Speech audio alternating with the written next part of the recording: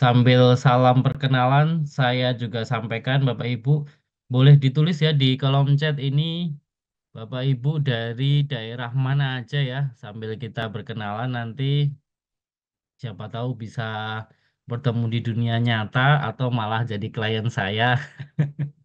Jadi boleh perkenalan dulu Jeh di daerah mana aja. Alhamdulillah saya di Jogja Bapak Ibu domisili, tapi saat ini baru ada pekerjaan di Skotlandia. Jadi posisi saat ini pagi hari Bapak Ibu di Scotland.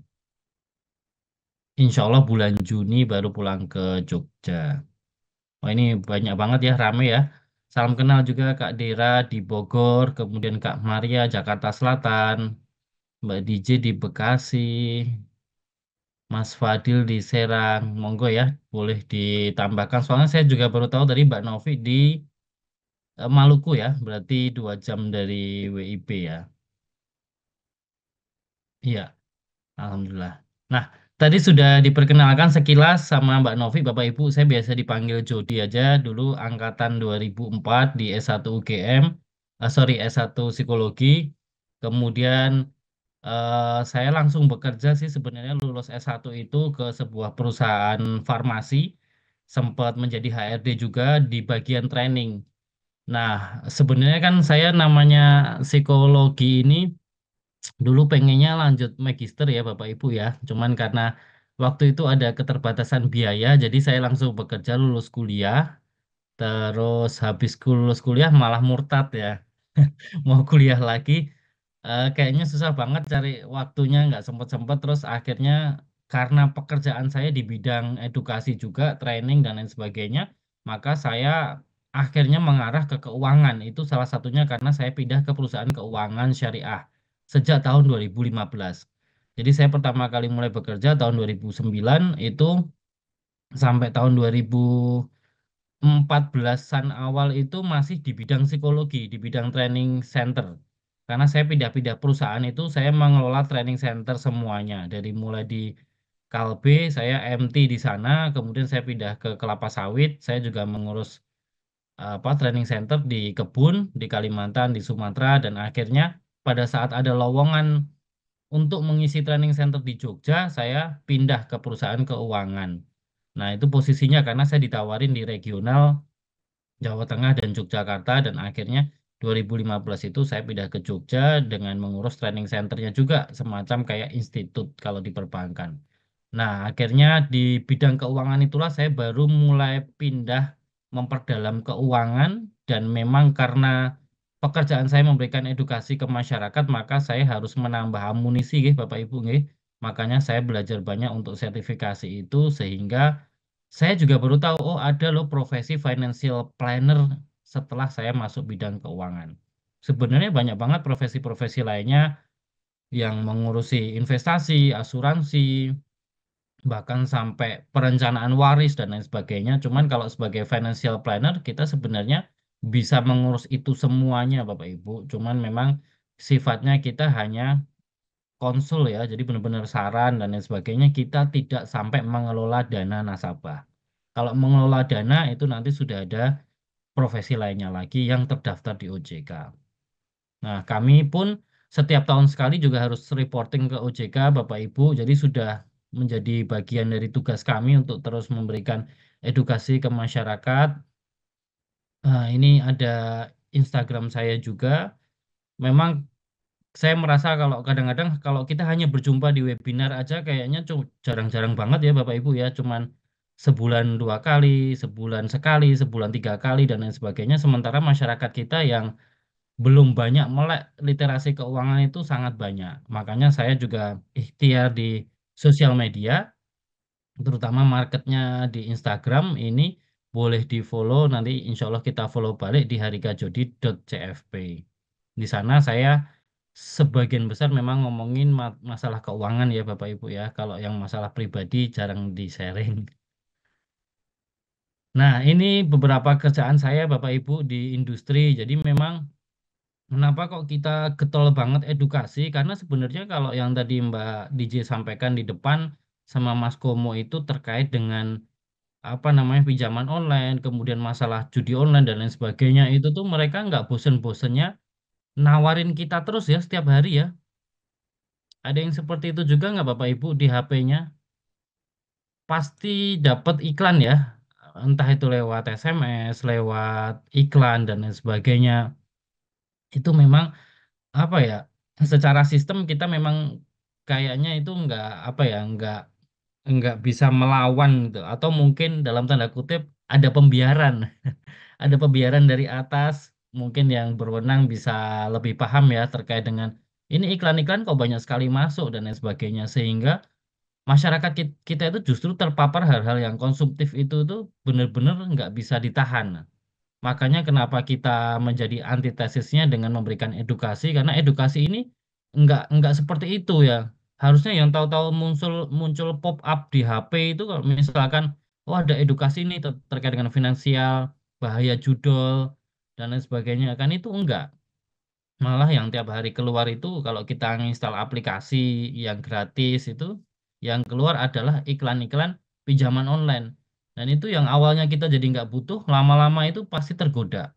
Apalagi kalau masyarakat-masyarakat yang mungkin literasi finansialnya nggak ini ya, nggak semasif biasanya, sehingga mereka menganggap bahwa oh pada saat yang tepat mereka butuh uang dan algoritma itu membaca, akhirnya mereka dapat iklan itu dan nggak sengaja diklik Bapak Ibu. Nah itu kalau sudah masuk, wah itu susah banget keluarnya. Bahkan kemarin kita sempat heboh ya, ada artis kita yang cukup mapan juga, tetapi beliau mengapply pay later dan akhirnya dikejar-kejar juga sama debt collector. Ada yang tahu nama artisnya mungkin boleh di-share di kolom komentar. Ternyata pay later sama dengan pinjol Bapak Ibu. Jadi hati-hati juga nanti di mana di bidang e-commercean itu kalau nggak punya uang ditahan dulu. Kalau kita pakai pay later ya nanti kita sama dengan mengajukan pinjaman online. Nah, kurang lebih itu yang pengen kita bahas. Jadi memang kemarin dititipin, memang materinya cukup berat, tetapi nanti kita coba sederhanakan ya, Bapak Ibu semuanya, Mas dan Mbak. Karena tantangan ekonomi zaman sekarang ini kurang lebih cukup cukup bikin ini ya, pusing ya. Karena menurut saya tahun ini itu tahun yang paling berat buat industri. Jadi kalau boleh dibilang dari awal tahun kita sudah banyak cobaan, mulai dari apa namanya kasus PHK itu yang sangat-sangat kita concern. Karena kalau PHK ini makin bertambah dan pemerintah bukannya menciptakan lapangan kerja, tetapi malah memberikan apa tekanan dengan banyak PHK ini dan tidak ada solusi, maka yang terjadi kemudian adalah pasti penurunan daya beli masyarakat, Bapak Ibu. Karena banyak sekali orang-orang yang eh, bukan menjadi korban ya, tetapi memang dunia saat ini sudah beralih ke arah sana. Bahkan kalau yang kemarin saya lihat penelitian atau workshop di luar negeri ya di sini, itu memang banyak orang yang owner-owner usaha yang sudah mulai khawatir Bapak Ibu karena saat ini itu teknologi AI itu sudah luar biasa sekali. Nah, ini mungkin akan menjadi disrupsi baru ya di ekonomi kita nantinya karena sekarang pun perusahaan-perusahaan papan atas dunia seperti Google, Microsoft, Apple, dan lain sebagainya juga sudah mulai mem-PHK karyawannya banyak sekali. Jadinya programmer-programmernya sudah mulai tergantikan dengan artificial intelligence. Nah, ini memang ada apa ya kemajuan zaman yang mau nggak mau harus kita hadapi dan mungkin dampaknya akan semakin kerasa beberapa waktu yang akan ke depan, mungkin dalam waktu 10 tahun ya. Indonesia mungkin nggak akan langsung terdampak karena orang kita masih banyak yang butuh manual ya, jadi nggak bisa langsung otomatisasi dan lain sebagainya seperti di luar negeri. Tetapi mungkin akan terasa efeknya ke banyak pekerjaan-pekerjaan yang mungkin akan digantikan AI atau minimal tim kita di dalam sebuah tim pekerjaan itu mulai akan berkurang karena akan ada banyak pekerjaan clerical atau administration Bapak Ibu itu nanti akan hilang juga. Jadi semuanya sudah terbantu banget dengan artificial intelligence.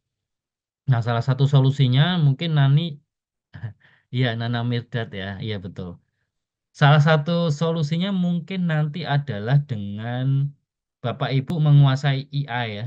Jadi dengan AI nanti kita akan dituntut untuk lebih cepat mengerjakan sesuatu, lebih banyak mengerjakan sesuatu dalam satu waktu dan kita apa namanya eh, satu orang bisa menjalankan 2 sampai 3 job desk sekaligus. Nah, itu tantangannya.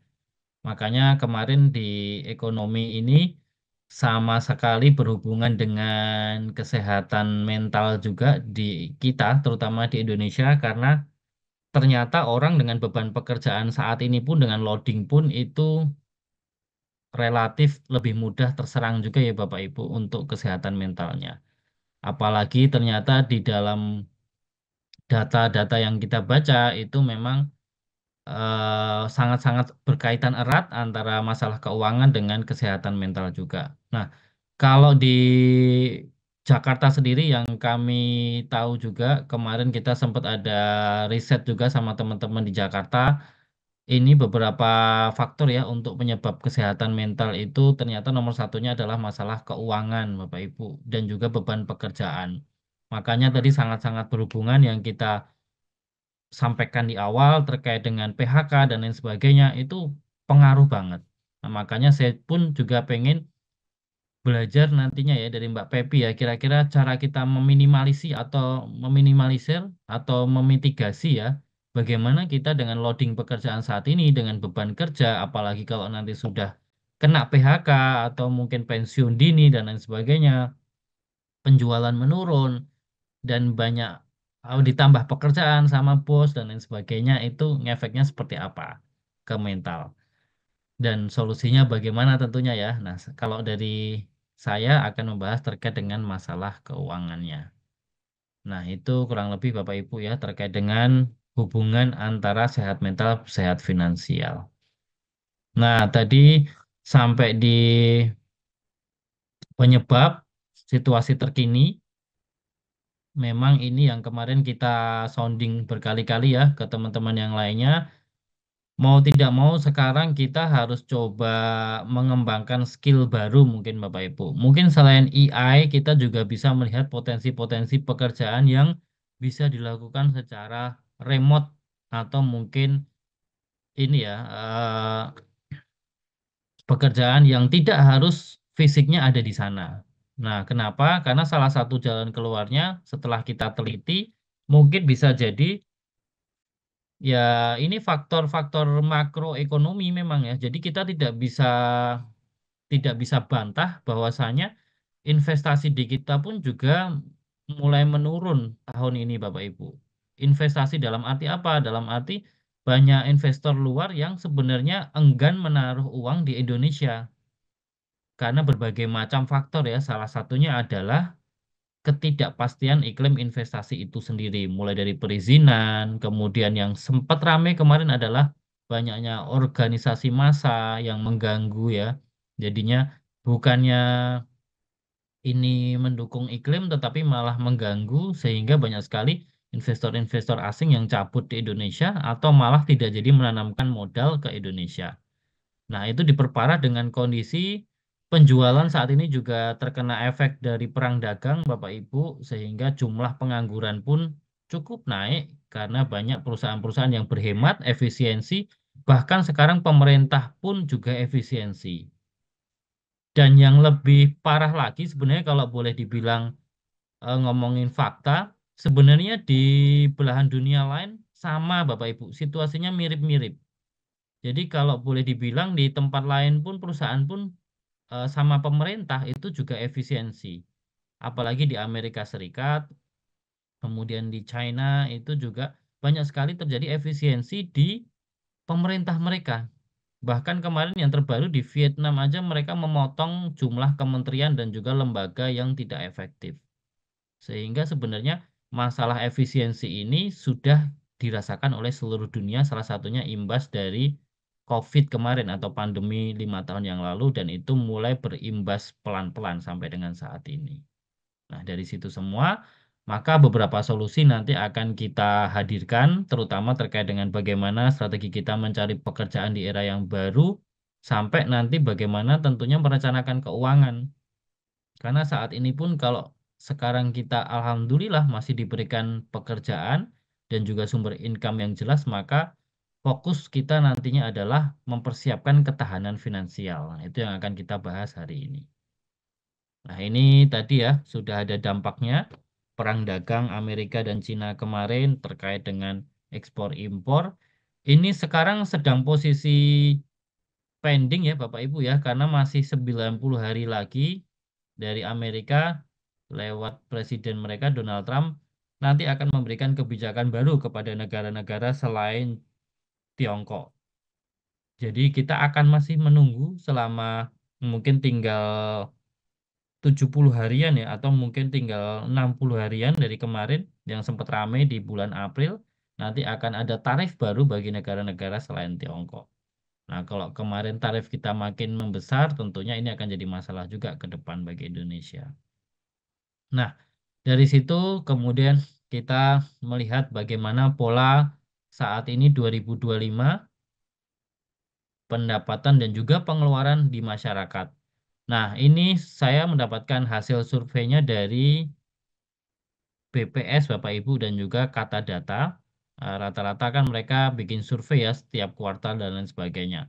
Ternyata memang saat ini di masyarakat pun sudah mulai terkena dampaknya. Bahkan kemarin penelitian ini lintas generasi, Bapak Ibu. Ada yang dari penelitian ke baby boomer, ada yang generasi milenial, ada yang Gen Z ya. Dan itu rata-rata mereka saat ini 53% itu pengeluarannya lebih besar daripada pendapatan.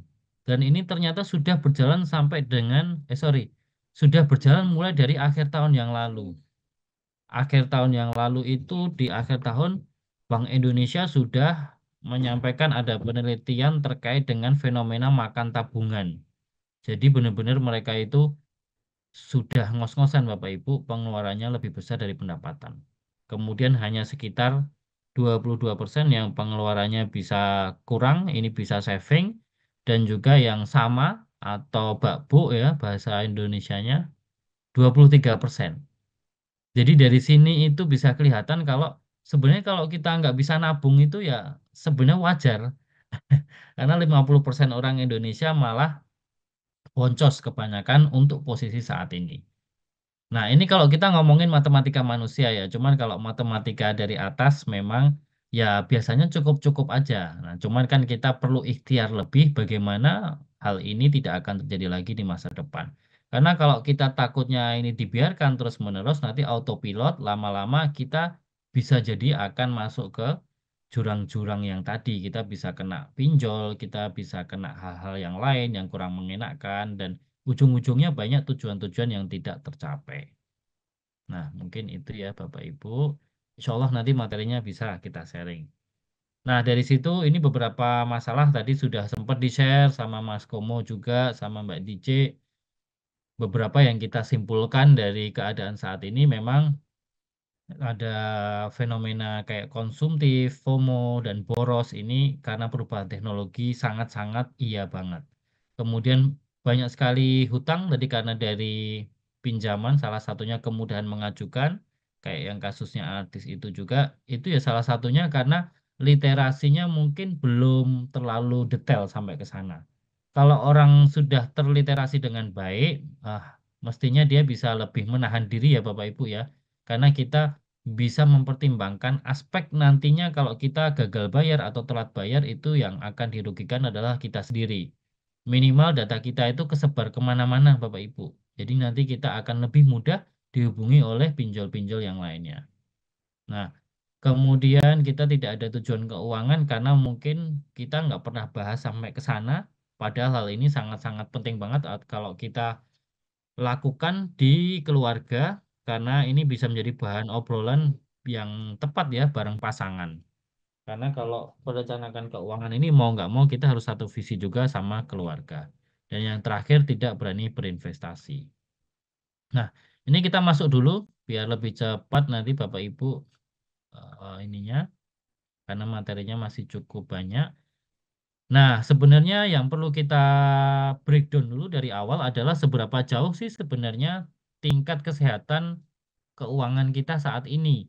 Nah, kalau Bapak Ibu lihat di bagian sebelah kiri ini adalah kondisi financial check up kita. Jadi kita harus apa namanya mulai cek dari saat ini kira-kira pemasukan kita sudah aman belum sama pengeluaran kita perbandingkan. Sebenarnya nanti akan ada Excel-nya juga. Bapak Ibu pun bisa mencatat sendiri di manapun ya, boleh di aplikasi, di buku, di Excel dan lain sebagainya.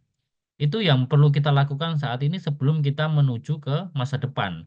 Jadi kita dengan posisi start yang berbeda-beda, kita muhasabah diri ya, kita benar-benar ngecek kira-kira saat ini tuh kondisi kita sehat apa enggak. Kira-kira pemasukannya sudah lebih besar dari pengeluaran atau belum.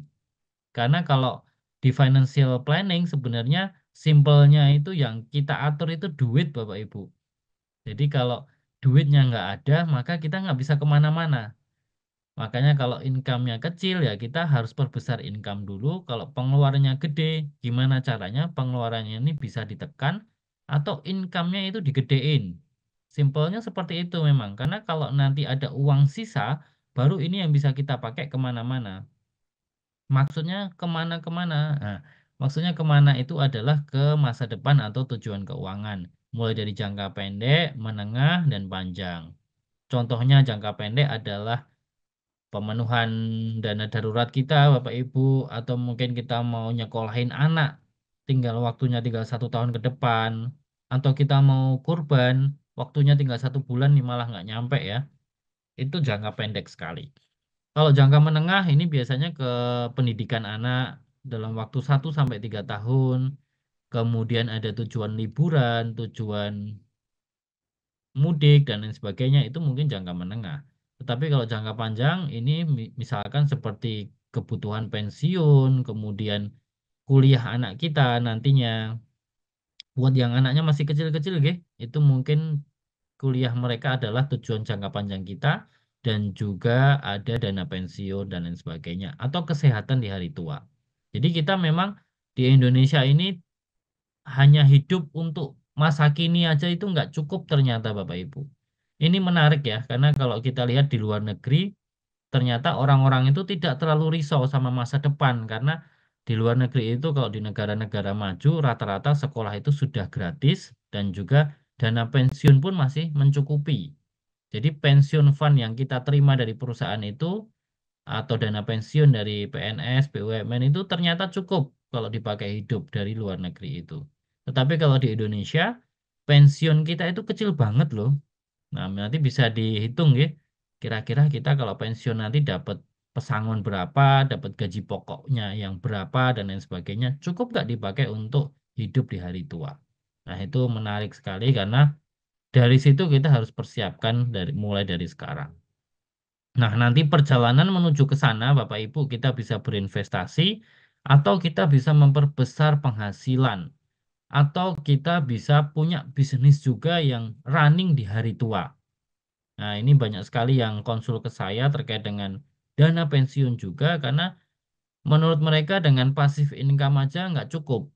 Jadi misalkan kita dapat pensiunan berapa itu nanti bikin apa kos-kosan atau dimasukin ke deposito itu ternyata buat hidup nggak cukup. Jadi harus diputerin ke bisnis yang mungkin bisa membangun aktif income.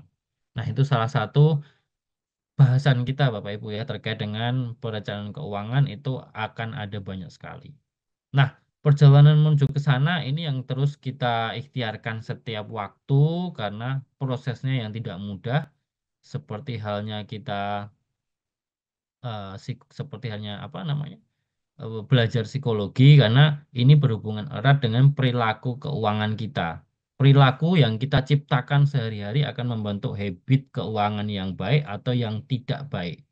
Nah, kalau yang baik nanti ini akan autopilot berjalan, kita bisa nabung sekali, bisa berkali-kali sampai akhirnya terkumpul dana di hari tua nanti. Tetapi kalau misalnya ini nggak berjalan, kita nabungnya masih kadang-kadang atau susah nabung, nah ini kalau dibiarkan terus, lama-lama kayak 5 tahun, 10 tahun itu tuh cepet banget Bapak Ibu nggak kerasa. Makanya banyak sekali klien-klien itu yang datang ke saya sudah 5 tahun kerja, 10 tahun kerja, tapi asetnya nggak nambah. ternyata ya memang tidak pernah prepare buat nabung atau investasi sama sekali. Makanya ini menjadi concern kita kalau kita nggak pernah evaluasi kondisi saat ini dan lain sebagainya, maka berjalannya waktu itu cepat dan akhirnya ya sayang banget kita nggak bisa nabung apa-apa dan kita udah tahu-tahu udah jelang usia pensiun. Nah, kurang lebih seperti itu. Nah, ini adalah panduan terkait dengan perencanaan keuangan keluarga. Sebenarnya selain itu yang kita siapkan mulai dari yang paling bawah agar kita kuat ya. Makanya di masa-masa sekarang kalau mau mulai perencanaan keuangan dari mana, Pak? Sebenarnya kita dari paling bawah nih, Bapak Ibu. Dari yang paling bawah mulai dari kesehatan cash flow, kemudian dana darurat juga kita cek, kemudian pinjaman itu aman atau tidak. Nah, kemudian di atasnya lagi ada proteksi, Bapak Ibu. Proteksi ini adalah produk asuransi. Jadi seperti BPJS itu masuk di sini juga penting banget, minimal banget kita punya BPJS kesehatan. Itu melindungi kita ya kalau terjadi apa-apa resiko karena memang resiko ini tempatnya di bawahnya investasi. Nah, baru setelah BPJS atau manajemen resiko ini aman, maka kita perlu melihat ya produk-produk investasi untuk mewujudkan financial goals kita di kemudian hari. Kemudian di atasnya masih ada dana hari tua dan juga distribusi kekayaan atau DK. Distribusi kekayaan ini ada proses waris dan hibah sehingga perencanaan keuangan ini selalu berjalan sampai dengan usia kita lanjut nanti Bapak Ibu sampai dengan hari tua. Nah, posisi sekarang yang paling banget kita fokuskan adalah di keamanan keuangan ini. Karena dengan berbagai macam fenomena di depan tadi, mau nggak mau kita harus cek dulu seberapa sehat cash flow dan bawah ini, dana darurat dan pinjaman kita. Nah, kalau di bawah ini belum apa sehat, ya kita fokus sehatkan di sini, nggak perlu buru-buru untuk naik-naik ke atas.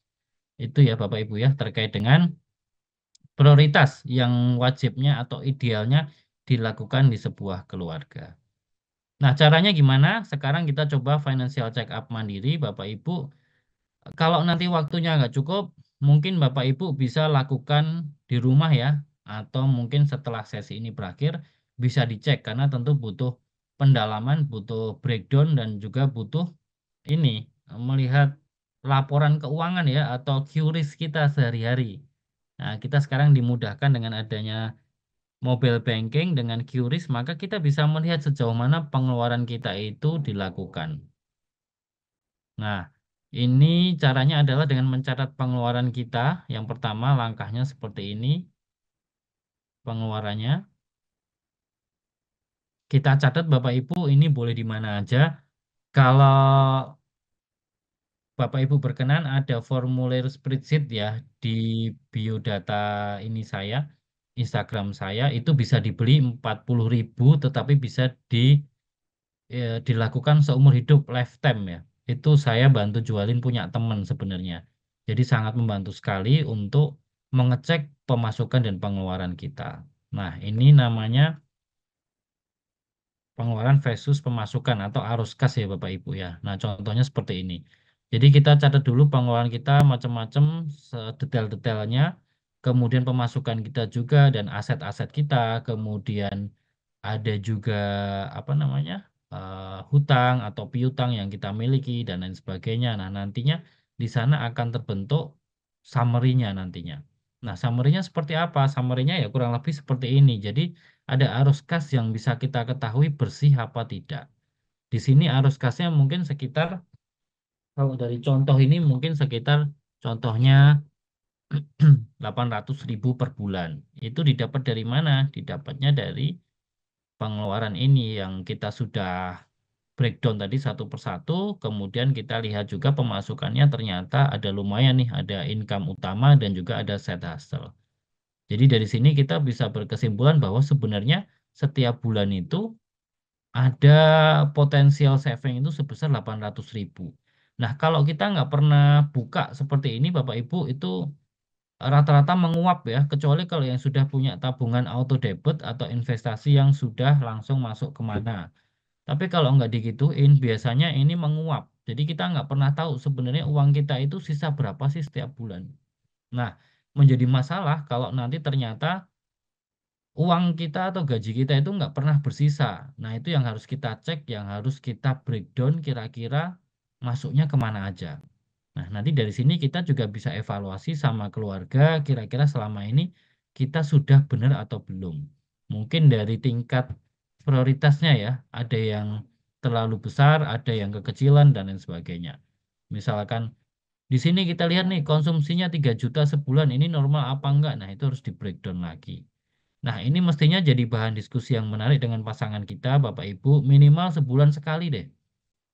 Karena kalau mungkin seminggu juga terlalu keseringan, walaupun itu juga nggak apa-apa. Kalau seminggu sekali itu bagus juga.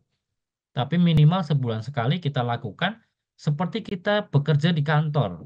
Karena kalau di kantor kita kan bisa budgeting ya, Bapak Ibu. Setiap bulan kita ada evaluasi, ada planning, ada eksekusi dan lain sebagainya dan itu bisa dilaporkan bahkan bisa lewat PowerPoint atau lewat Excel yang rapi. Tetapi kalau di keluarga ini sangat jarang-jarang sekali dilakukan. Maka besar harapan kita budgeting ini juga bisa dilakukan di dalam keluarga. Nah, nanti dari sini Bapak Ibu kita bisa cek kira-kira kalau ada potensial saving tadi, ini yang akan kita coba praktekkan di bulan-bulan berikutnya. Kira-kira bisa nggak langsung kita potong di depan?